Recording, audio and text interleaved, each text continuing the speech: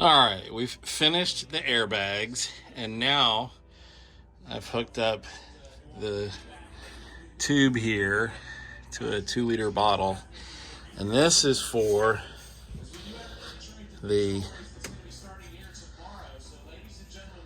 rear fuel filter. Let's see if that even works.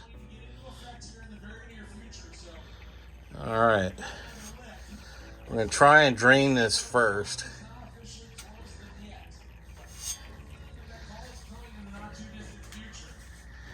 And we're filling up a little 2-liter bottle. Now the idea of this is so that it drains all of the fuel that's in the fuel bowl for the lift pump. Now this is the fuel that comes directly out of my original tank, the primary tank, and this is the pre-filter. This is the one that always gets so nasty. And if you're having DEF service dealer, or service DEF system C dealer messages, a lot of times it's because this filter here is clogging up and it won't supply your CP3 or CP4 pump and that filter with an adequate amount of fuel. And if that happens, then you get that C dealer for DEF, and it really isn't that. It's actually just tricking you because it's simply just a low fuel pressure on the rail. And changing these filters fixes that typically. So we'll see how long, we'll see. Now it's drained, and let's see how much it's filled up quite a bit. Quite a bit's filled up in there. Sorry I'm moving around so much. But look how clean that looks. My filtration system is working great. So we're about to see how much 20,000 miles on that fuel filter is. And I think it's actually more than that. So we'll see. And this is why you're prepared. See the fuel dripping off the drive shaft? Even though we drain that much fuel out, look at the mess. Look at the mess. Thanks, Ram. Thanks for a shitty design. Unbelievable. So, just so you know, it's a 29 millimeter 6-side socket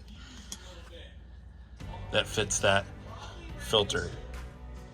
So, after 20,000 miles, that's my fuel filter.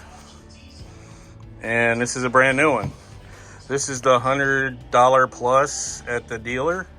And this is 35 bucks for Amazon, called Co-Rop.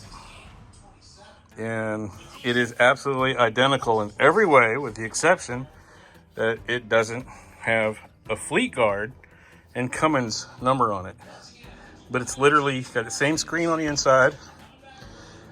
Everything's the same. What do you think of that? But again, this is 20,000 miles running with my pump system, keeping it clean. I would say that's a win.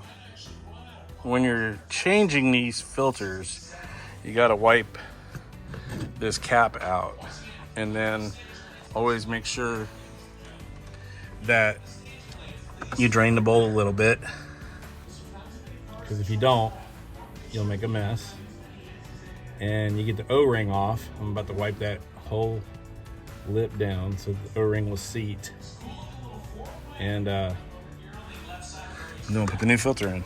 Now, if you want to be sure that your O-ring doesn't bunch up and get a missealed, get some Red Tacky and just put some along the inside of the lip here. Doing this will allow the seal, once it mates to this, to have a little bit of slip so it doesn't bunch up and come out.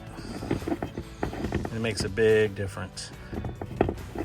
All right, now we got the fuel filter back on. We're about to turn the key on, so to speak, and see if she starts up with no leaks.